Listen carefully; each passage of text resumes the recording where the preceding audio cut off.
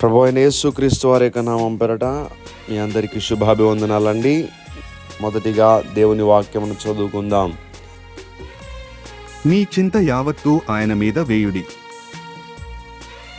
మన వెనుకడులో ఈ వాక్యము దీవించబడునుగాక. దయచేసి ప్రార్థన చేసుకుందాం.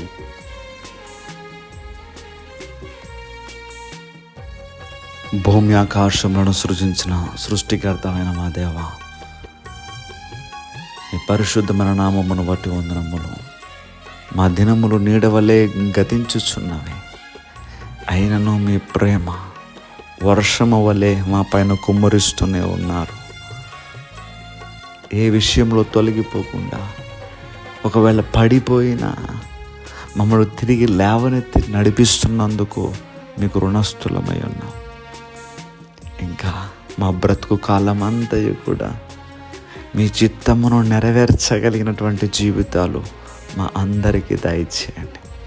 ఈరోజు నీ బిడ్డలు వారి పనులు ప్రారంభిస్తూ ఉంటుండగా వారి పనులకు మీరు తోడుగా ఉండి వారి అవసరములన్నిటినీ తీర్చి ఈరోజంతా సంతోషంగా ఉండేలాగా సహాయం చేయండి. విదేశాల్లో ఉన్నటువంటి బిడ్డలందరినీ జ్ఞాపకం చేసుకొని మీరే వారికి తోడు ప్రభువా.